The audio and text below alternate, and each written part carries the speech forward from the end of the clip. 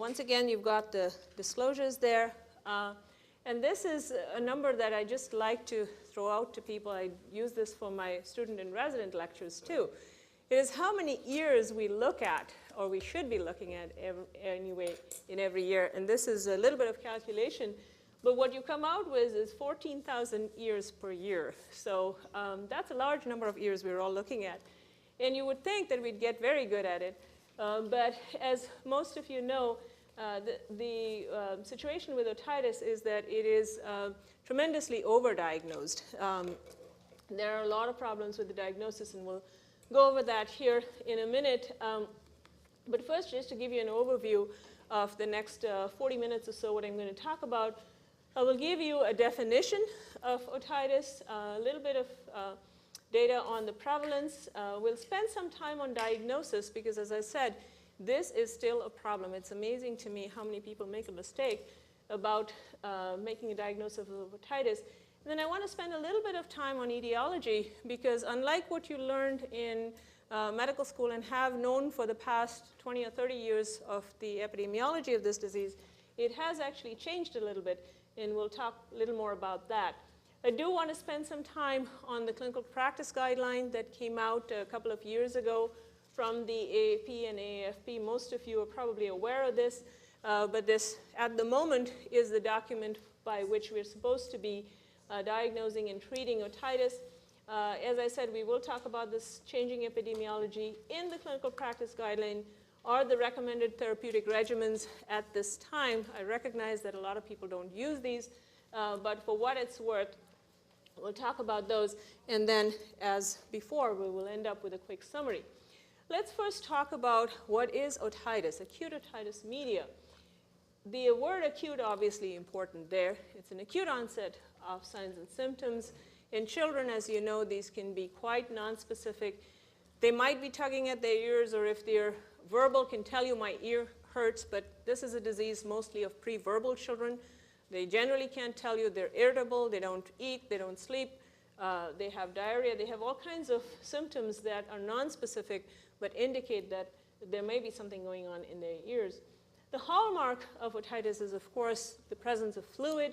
You want to look at middle ear effusion either by looking at the tympanic membrane, which appears to be bulging because of the fluid behind it, decreased mobility because there's no room for it to move. There's fluid sitting behind it. Sometimes you can see an air fluid level, and if the tympanic membrane has ruptured, the patient may present with otorrhea. There are signs and symptoms of middle ear inflammation, which include redness of the tympanic membrane. And as I said, an older child may tell you that their ear hurts, and in a younger child, that may just be manifested as poor sleeping because their ear hurts. A little bit about prevalence of otitis. It's estimated that 93% of children have had at least one episode of acute otitis media by the time they hit 7 years of age. In fact, the WAGs have said the other 7% also have it. We just haven't been able to diagnose it in them. Nearly 3/4 of these children will have recurrent episodes, at least 3, sometimes more than that. And it is the main reason we give out antibiotic prescriptions in the US, a large number of antibiotic prescriptions that are given. And this study is fairly old. This is from Jack Paradise's group, but it still is amazing to me. They looked at over 2,000 kids, and what they found was in their first 2 years of life, these infants sped between 6 and 8 weeks on antibiotics each year for ear infections. That's just amazing. That's a huge amount of antibiotics that's being given. And I see some shaking heads in the room. You recognize that there's not that many ear infections going on. So there's a lot of overdiagnosis and overtreatment going on here. What is the actual scope of the problem? It's estimated there are about 5 million cases that occur in the US each year. However, between us all, we are giving out 10 million prescriptions. So we're giving out twice as many prescriptions for otitis than are actually occurring. And part of the reason is this. There are 30 million visits to physicians where parents, providers, caregivers think that the patient has otitis. That's why they're bringing them in. So there's a bias there already where you have somebody bringing them in saying, I think my child has an ear infection. and maybe part of the reason we're led into giving too many prescriptions for this. I'll talk a lot more about this observation option here in the middle, but most of you know this, that there are recommendations now for potentially not giving antibiotics, even in a patient who you diagnose as having otitis, to try and reduce these prescriptions if possible. And then, of course, this is the ultimate holy grail, which is to try and reduce antibiotic resistance, which we know occurs because of overuse and misuse of antibiotics. So let's get back to diagnosis for a couple of minutes here. The diagnosis of otitis requires this. You've got to have some evidence of middle ear effusion. We'll talk about how you diagnose that here in a minute. Signs and symptoms of middle ear inflammation and this rapid onset of symptoms that we talked about. The way you can document middle ear effusion is by one of these three methods. Pneumatic otoscopy, in my mind, probably being the best method, but the most difficult to do. It's amazing how many people have trouble actually doing otoscopy in very little children that are kicking and screaming and squirming. It's really hard to get a look at that little tympanic membrane, and then to do the pneumatic portion and actually see the movements of the tympanic membrane. These other two techniques, tympanometry, you can actually measure pressures within the middle ear. It is a little bit more difficult than the last technique in the sense that you do have to get a seal, but you don't at least have to look at anything. So that does help you a little bit. And then this is the easiest technique in my mind. You just put this thing in the external auditory canal, don't need a seal, don't need anything. Push the button and it bleeps at you and tells you if there's fluid in the middle ear or not. So these three techniques all have their pluses and minuses, as I mentioned. If you do use otoscopy, this is what a normal tympanic membrane should look like. Nice pearly gray color. There's the cone of light, tells you you are actually looking at the tympanic membrane. The handle of the malleus there, shadow of the incus in the back. And if you have a really good otoscope, sometimes you can actually see a picture of the round window back here. But of course, these are teaching slides, and I always tell the trainees, this is what it's supposed to look like. Often what you can see is a portion of this, and that's about all that you're able to get a look at. So it's important to know what you're supposed to be shooting for anyway, so that's the reason we show these. This, of course, looks very different. This is acute otitis media with the bulging tympanic membrane, the redness around it, the landmarks gone. If you did the pneumatic portion of the otoscopy, this tympanic membrane doesn't move at all. It's very hard to move. And a little clue here, if you can only see this portion, sometimes this is all you see, and a little bit of the bulging, but you see this little umbilication in the middle. This is where the handle of the malleus is attached. Everything else is bulged out around it. So if you see something that looks like this, of course, in association with the symptoms that the patient has, you know that this is acute otitis media. It does need to be distinguished from this condition, which is otitis media with effusion. Some people used to call it the serous otitis or the chronic otitis. We've taken away all those terminologies now. This is difficult for some people because they look at this and they say, well, this looks awfully red to me. The stuff in here looks like pus. There's an air bubble there, so I think there's fluid in that ear, and it looks infected to me. So this is acute otitis media. The reason it is not, there are a couple of reasons it's not. One is the patient will have no symptoms when you look at them. This is burned out otitis media, basically, acute otitis media. This is leftover fluid in the middle ear, which can remain for several months. In 10% of these kids, it'll still be there 3 months after an acute episode of otitis media. So that can hang around for some time. The other clue here is this one. The prominence of the head of the malleus. This thing looks like it's poking out towards you. And if you do the pneumatic portion, what you'll find is that this tympanic membrane only moves on negative pressure. It doesn't move with positive pressure. Reason being that there's negative pressure in the middle ear, this tympanic membrane is retracted away from you, and when you apply negative pressure with the bulb shut down, when you let that bulb go, that's when the tympanic membrane moves towards you. Now in theory, and when I explain it that way, it sounds like, yeah, that's about right. Again, you have a screaming, yelling child, this is difficult to tell as well. Tympanograms, as I said, a little bit easier to do because you don't have to look at anything. This is what a normal ear should look like, and if there's fluid in there, you'll get a blunted graph that looks a little bit like this. Sometimes you get this hyperflaccid graph. That happens if there's been ruptures of the tympanic membrane and there are actually areas of the tympanic membrane that move more easily than the rest of it because there's scarring there. Occasionally you'll see a hyperflaccid graph. And then, as I said, the acoustic reflectometer, this is the lazy student's best friend, because all you need to do is stick it in the external auditory canal. It bounces these sound waves off the tympanic membrane.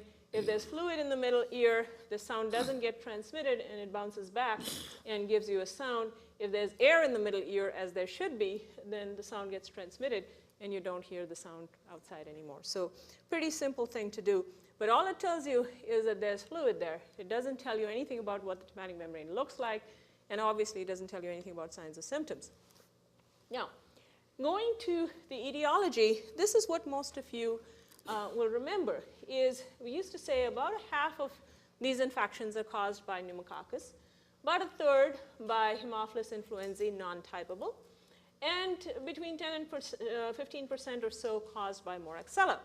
The rest of it made up by some other organisms, group A strep, Staph aureus, Pseudomonas, other things that might be causing this thing. This was the dogma. All the third-year medical students memorized this and, gave it back to us whenever we asked this question.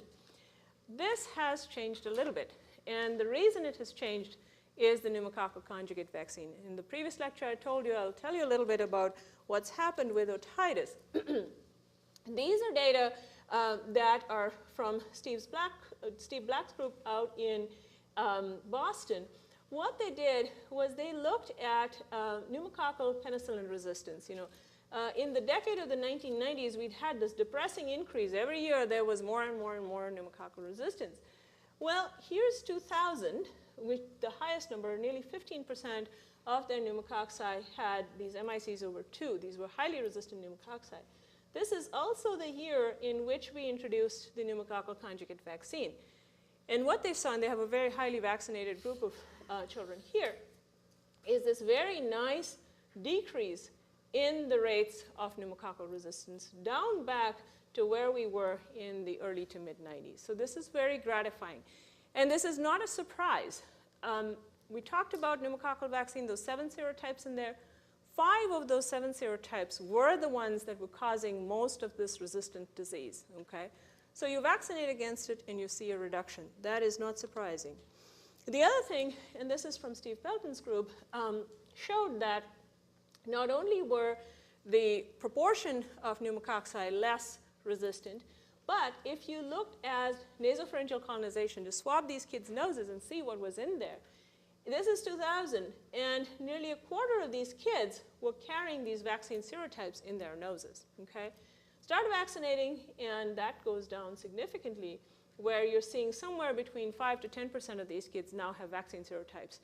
They still have pneumococci in there, but they're not vaccine serotypes, and they're not resistant, okay? So what's the effect on otitis? What's happened is that we're seeing significantly less disease caused by pneumococci. In this one study, this is from Finland, this was when they were actually studying the vaccine. What they found was there was a third reduction in the culture-confirmed pneumococcal episodes. They were tapping kids' ears, so they knew what was in the ear. There's also been, this is an important study, if you want to look at this one, this is Stan Block's group from Kentucky. They do a lot of otitis studies. What they found was from being a half of the cases caused by pneumococci, it's down to a third once the vaccine was introduced and used, okay? So there's been this flip-flop. The pneumococcus has become less frequent. The Haemophilus proportionately has increased. It hasn't actually increased in numbers. Basically, pneumococcus, which was higher, has gone down. Haemophilus has remained where it was.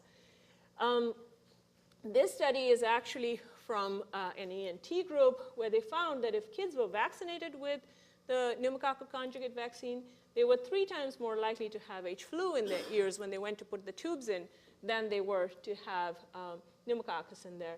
This is the proportionate increase that was reported out of the Finnish study, and then there's the increase reported by Stan Block's group. So clearly there's been a change in the etiology of what causes ear infections.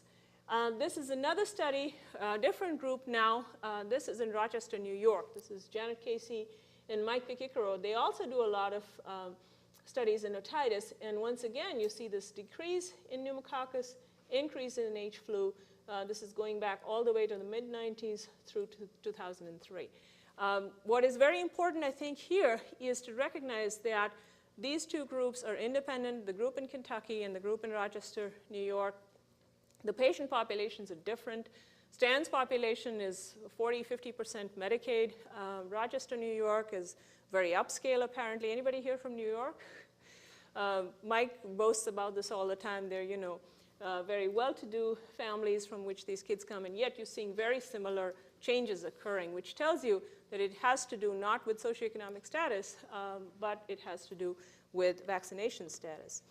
Same data just depicted in a graph form here. Now, what's happening with H flu? These are several different studies looking at the proportion of H flu that makes beta-lactamase. This is Stan's study here looking at their beta-lactamase producing H flu. What you'll see is nearly 2/3 of their H flu make beta-lactamase, all right? So we're leading somewhere with all of this, and that is our choices of antibiotics. I want you to keep this all in mind. Less pneumococcus, proportionately more H flu, and a higher proportion of those H flu making beta-lactamase. Okay? So what are the implications for otitis? Well, we've seen this reduction in total otitis, modest reduction, not a huge amount of reduction with pneumococcal vaccination.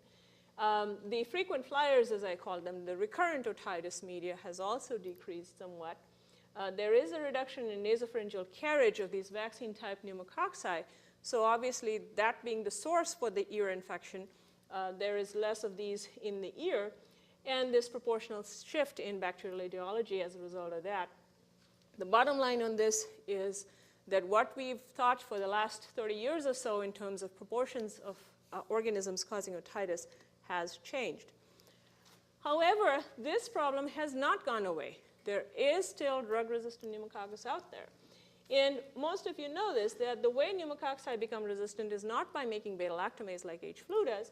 They altered the target, the penicillin binding proteins to which most of our antibiotics bind. The penicillin cephalosporins, which we normally use, bind there. The genes that code for these proteins are very nicely exchanged between the pneumococci, so they give it away to their friends and neighbors and relatives and spread this in a clonal fashion. The definitions of pneumococcal resistance are really not important for this talk, but just keep in mind that if you have an organism that is considered intermediately resistant, we might be able to overcome this resistance with higher doses of antibiotics. That's what we've been doing for the past 10, 15 years. And then the problem of multi-drug resistance. These pneumococci are not only penicillin cephalosporin resistant, they're resistant to multiple classes of antibiotics, which sometimes makes it very, very difficult for us to take care of these infections. Who is at risk for these drug-resistant pneumococci? The important ones for otitis are up here. Very young children under 2 years of age, those who have had previous beta-lactam therapy, more likely to be infected with resistant organisms, and children attending daycare. So if your patients have these 1 or 2 or more of these characteristics, they're the ones more likely to have the resistant pneumococcus. So keep that in your equation when you're figuring out what antibiotic to give them. All right. So what happens as a result of antibiotic resistance? Basically, they don't work. If they don't work, we get treatment failures. You start giving more antibiotics, different antibiotics, more powerful antibiotics. You get these patients coming back with recurrent infections, more difficult to treat disease, chronic problems. You're left with fewer treatment options, and you end up spending much, much more on these infections. It is pretty amazing. I have patients referred to my clinic who have pneumococcus that is basically resistant to every oral antibiotic that you can think of. And the only option that's left for them often is to give them IV vancomycin. You think about the cost there. Put in a central line. These are little kids usually. Give them vancomycin and then check their levels and do all this stuff. Not only does it create problems with morbidity and logistics and getting all that done, but the cost is amazing to need to do that.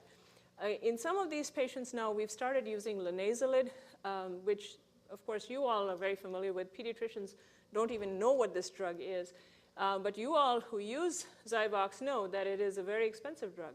For a 10-day course for children, it costs around $1,000. So it's pretty amazing what it costs to take care of these hard-to-treat infections. Now, I'm going to go back and talk a little bit about the clinical practice guidelines. I think I've beaten to death this horse of accurate diagnosis, but they do emphasize this a lot in the guidelines for those of you who've seen that. We'll speak briefly about pain management. I mentioned the observation option before. We'll go over that. I'll go over the recommended treatments and what to do with treatment failures, and then a little bit at the end about reducing risk factors and complementary and alternative medicine. So going on to talk about the specifics in the guidelines with regard to otalgia and how you treat this, the recommended medicines are right here. It's the old acetaminophen, ibuprofen types of things. Some people have tried home remedies, distraction, applying heat or cold or oil in the ears. According to the guidelines, these types of interventions don't really work. Some people try topical agents, the drops in the ears, and these do work. The problem here is that they're short lasting. They only last for about a half hour or so. So you have to keep putting the drops in order for this to control the pain. And then homeopathic agents, they did look at this. There really are no data to show that these things work. I don't know how many of you know Michael Marcy, but he's a pediatrician from the Los Angeles area who was on the committee that came up with these guidelines.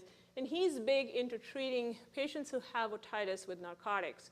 I will tell you, most people feel that this is rather extreme.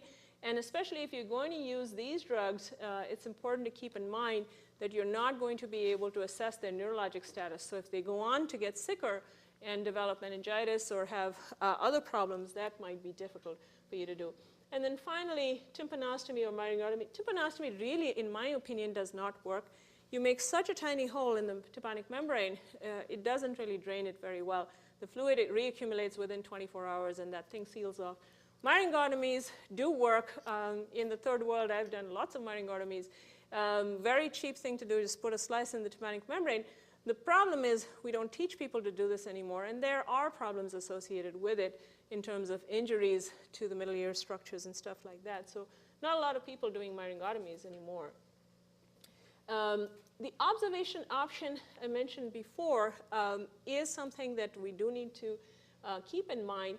This was first brought up actually in the Netherlands by the GPs there as far back as 1990.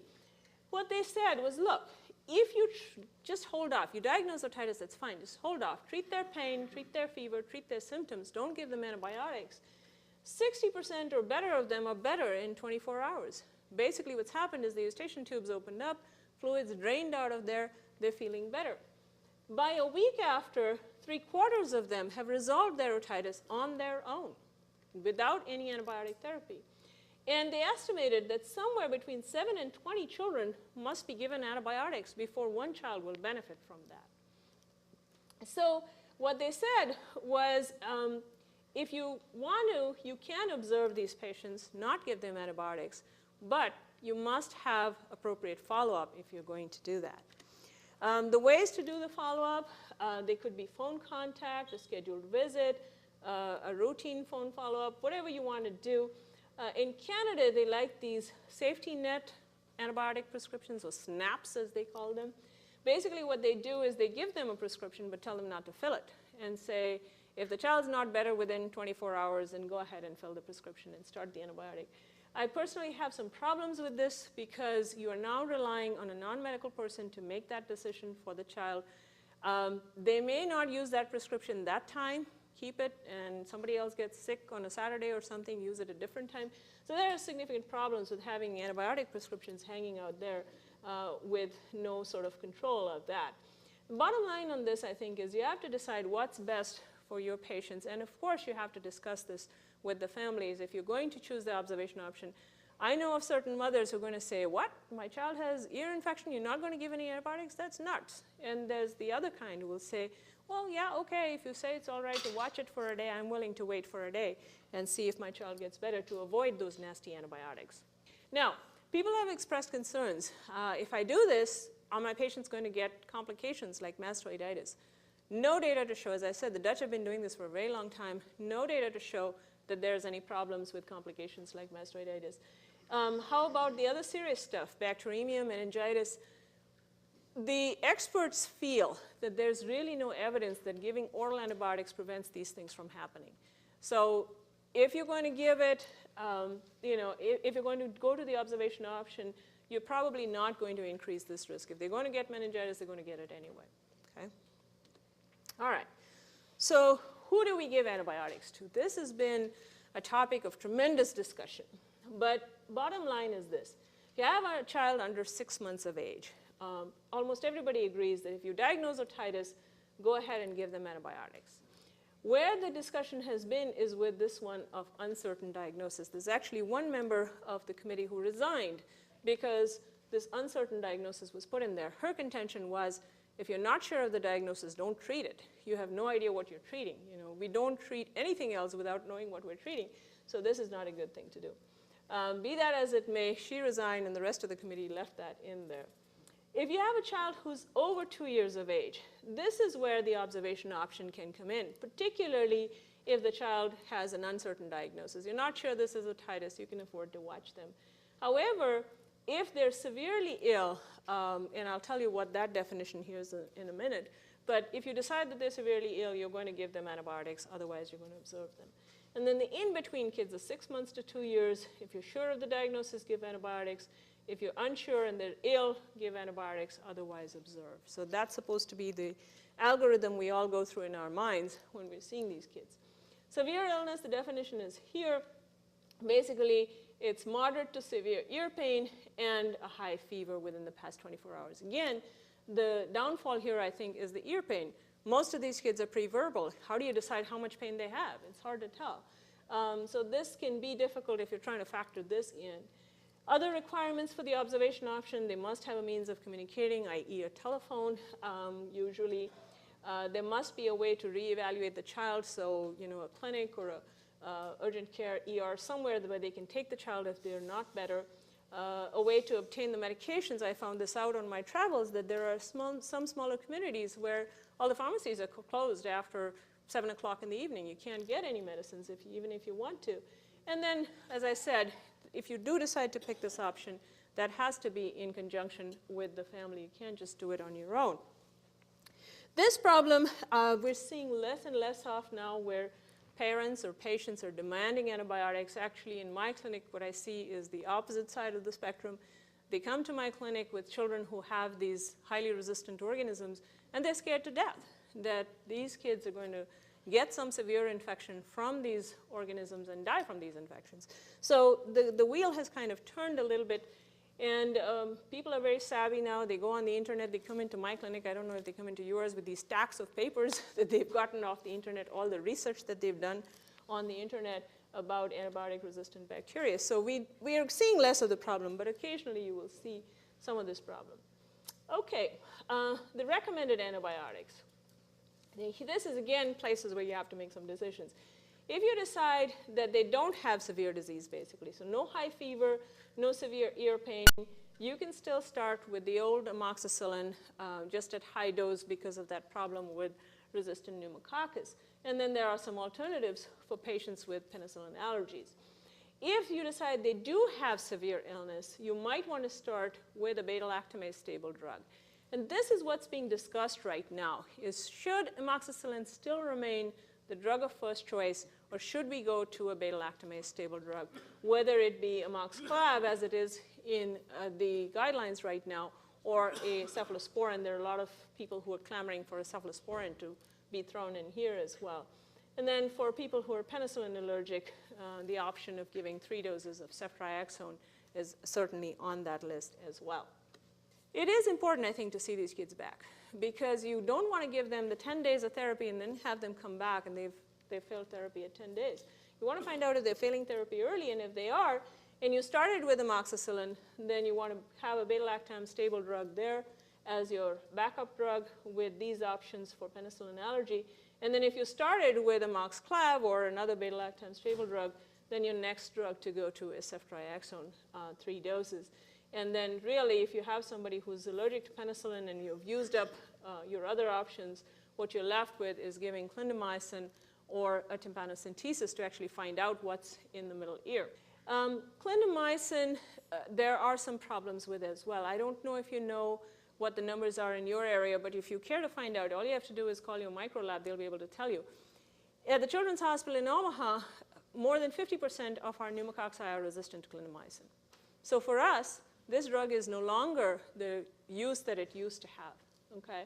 Tympanocentesis, I don't know about your relationship with your ENT folks and your ability to do this. We don't teach this in our residency programs. Most pediatricians, family practitioners don't know how to do a tympanocentesis.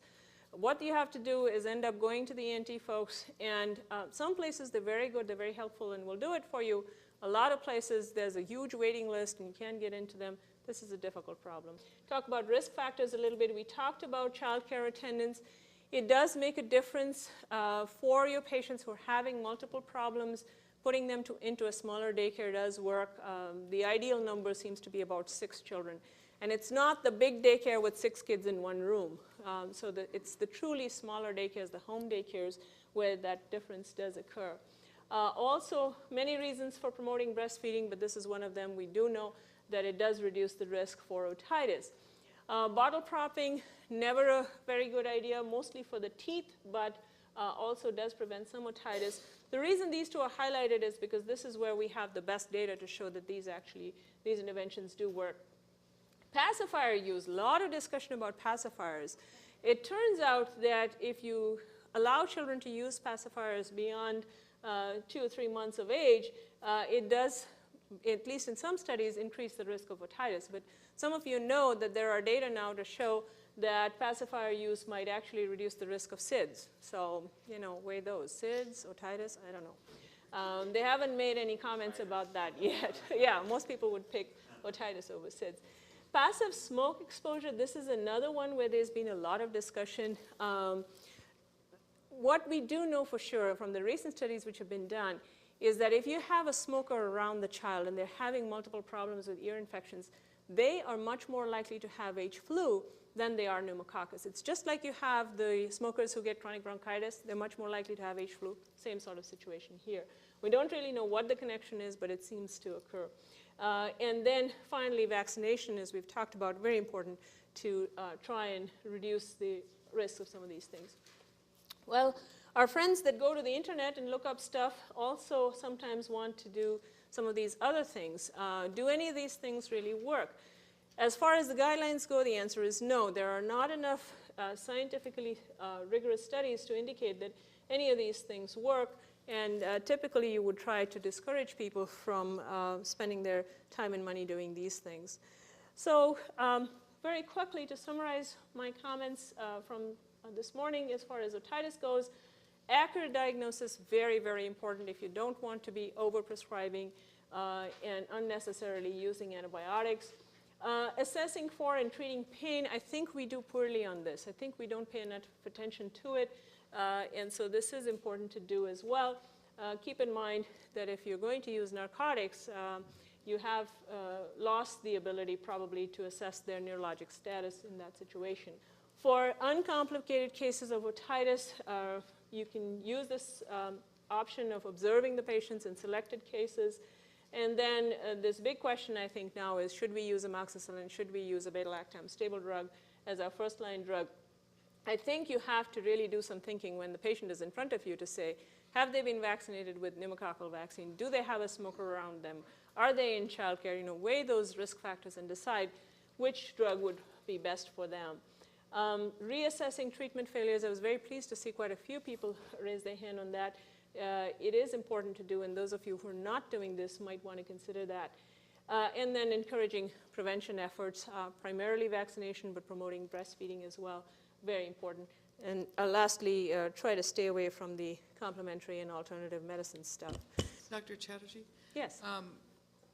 Over the years, I mean, I've just always told parents to expect it to take 2 to 3 days before you start to see much improvement. So that's, how long is long enough to wait before you make a change? Yeah, I think, 72 hours, for most antibiotics, if you think about it, it takes about 48 to 72 hours for the antibiotics to be effective. So within that time frame, the child should start feeling better. If you take the case of group A strep, for example. You have a patient with strep pharyngitis. You give them antibiotics. Within 24 hours, they're feeling better. right? Their fever's down, the throat doesn't hurt as much, that they're starting to feel better. Otitis is a little bit different situation because you're dealing basically with a closed space abscess. That eustachian tube has to open up for the fluid to drain out of them and for them to feel better. And so we give them a little longer period of time. But by 3 days, if they are not better, your drug is not working adequately, and you got to go to something else. That's the bottom line. Yes? So do you only recommend seeing back those that aren't doing better at 3 days, or do you is that what you're recommending? I think that that's a good point. The recommendation is that clinically, if they're not doing better, they're still not feeding well, they're still not sleeping well, they still have fevers, they're still tugging at their ears, those are good reasons to see those kids back. If they're clinically better, you might still look in there and yeah, there might still be a little bit of fluid left in there, or there might be a little redness to the tympanic membrane. I don't worry about those because over time, we know they're going to get better. Okay? So I think a little bit of patience there would be helpful, but certainly the patients who are failing therapy, who are not doing well, must be seen back. And this is something that has to be discussed with the family. You give them a 10-day prescription, many people will think, well, I got to give the medicine for 10 days before I bother Dr. So-and-so again, okay? If it's not working, they've got to call you back, and they've got to be able to change the antibiotic. Yes? Any indication that decongestants add to your efficacy and results? Decongestants? The decongestants. decongestants. Oh, yes. I didn't go into that, but for those of you who've looked at the guidelines, it's pretty clear decongestants do not help with otitis. With sinusitis, there may be some advantage to that, but with otitis, they do not help. Okay? About saline nasal spray, nasal drops. Saline nasal drops, again, I think with sinusitis, keeping the nose clean does help to a certain extent, doesn't with otitis. Where do we call a halt and we say, okay, 10 courses of antibiotics, way too many to give. They are way too many to give.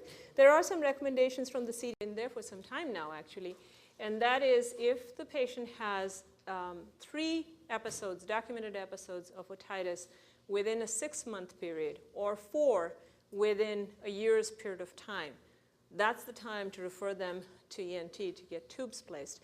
I will tell you that it never ceases to amaze me because these kids get referred to my clinic and they've literally had 10 courses of antibiotics. It's been the last year, and they will bring me these lists of prescribed antibiotics from the Walgreens and those kinds of places that they're getting their antibiotics from.